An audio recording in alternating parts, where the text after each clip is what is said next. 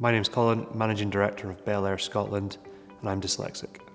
The things I do day to day, I've run a property management and investment company in Scotland, so we're mainly buying and developing investment or commercial properties across Scotland for residential, office or industrial use. The way I got into this job is I grew up with my father, who set up Bel Air Scotland. So around the dinner table at night we talked about property quite a lot. I always felt it was almost inevitable that I would go into property because it was a passion in the family and it rubbed off on me. My first degree was not property related, but my second degree was. I went down to Reading and did a property investment and finance degree and got into commercial property surveying with Jones Lang LaSalle, and that naturally led on to moving into the family firm. My first degree was off the beaten track from where I am now. I did medieval history at St Andrews. History is not probably a degree that I'd recommend for someone with dyslexia because of the volume of reading and writing I had to do, but I had a passion for it from school. I enjoyed reading mainly about the Crusades and Charlemagne and relating how the problems of today can go back to the medieval times, and very much found it as a degree that I could wake up in the morning. I was quite excited to get to the library and crack on with work. My career journey was very much, I never took a year off or anything else, but in between years at university, I went over to Camp America. So for 3 summers in a row, I worked in Pennsylvania teaching golf, which was a fantastic experience. I traveled for a month before, I did 2 months of work and then traveled for a month again. It gave me the break and variety that I needed from study all the time. When I left my master's, however, it was the credit crunch. So I found myself doing quite a lot of work experience with different firms, trying to build my CV. And I felt it was quite an important step in my journey because I didn't get what I wanted straight away. I had to work and persevere at it. And I think that's a skill that's quite common to people with dyslexia, of having to work hard to get what you're after. I think that's the main lesson I learned, is that when you're younger, you're going to be frustrated a lot. And then as you get older, things become a bit easier because you're the one that's put in the effort to learn what works for you. Dyslexia has been a part of my career journey from the very beginning. Moving into surveying, I found quite quickly there was quite a quantity of information that I needed to learn quickly. And I found that the skills I learned at school of how to cope with dyslexia came into our own. And in my team, I found I was the one that was the most detailed and diligent, and where people would turn to me to proofread their reports or correct their grammar because I had learnt the coping mechanisms.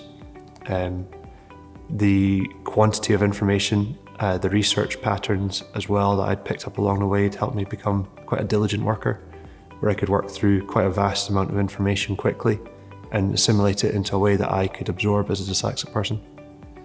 The challenges and benefits of dyslexia are quite wide-ranging. I very much see dyslexia as an advantage.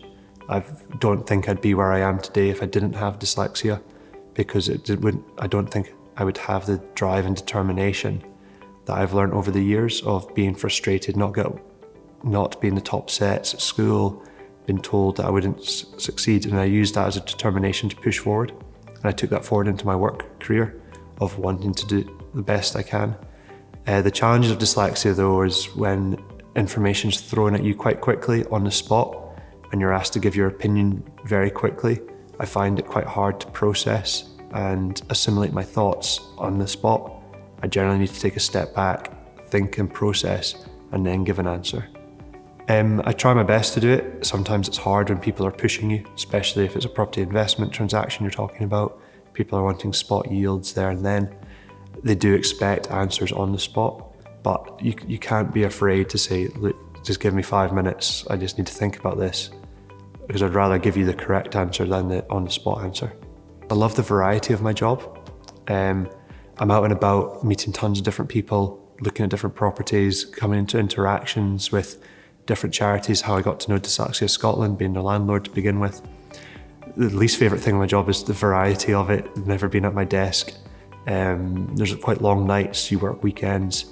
It's not a 9-to-5 job, it's almost a lifestyle, which suits me because I can work abroad, I can work evenings or weekends if I want to do stuff during the day, but it's the variety of it is its best thing and its worst thing.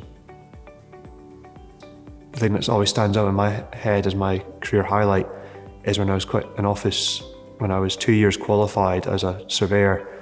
I was part of the team that sold the biggest office investment in Edinburgh at 105 million. I worked on a project for 4 years. We achieved the result, which a lot of people didn't think we would get.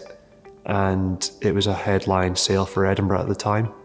And having my name against that, I was quite proud, especially where I looked at the journey that we came along. And I found that that was quite a good stepping stone to go on to the next couple of sales and ultimately end up where I am today. The advice I give to my younger self would be, don't give up or get frustrated. The dyslexia for me has been a massive advantage. However, at the beginning, I remember being upset at times when I was trying to learn and I just couldn't. I didn't understand why I could read a passage and it didn't sink in. You need to be open to trying new techniques and also accept there's going to be some failures along the way. But ultimately, keep using dyslexia as your determination to work hard. No one's going to do the hard work for you at the end of the day, so you need to be able to work yourself. But don't be afraid at the same time to ask for help. There's nothing wrong with that. And the message I give to young dyslexic people in Scotland today is what a great advantage you're going to have in life. It's going to be a hard journey along the way, but you'll be frustrated just now at school, I'm sure, when you see people putting what seems to you be no effort in. But trust me, by the time you get to university, with the hard work you've put in, the study methods you've learned, life will become a lot easier and you will soon breeze past some people that you thought were out of reach, and you can do whatever you want thereafter. I think everyone's experience with dyslexia is very different. Mine started off quite negatively, and being told by a teacher in primary 3 that I'd leave school with no results because I was thick, is what they said to my parents. That's always obviously stuck in my mind quite prevalently, and it stuck in my parents' mind. And I look back and seeing that what I've achieved, and I've always gone back to that one person of how dare they write me off at that age, rather than say, well, is there not a reason? So I've used that as a determination factor of, I want to prove that person wrong. There's nothing wrong with using a negative as a positive, but try and focus more on the positives.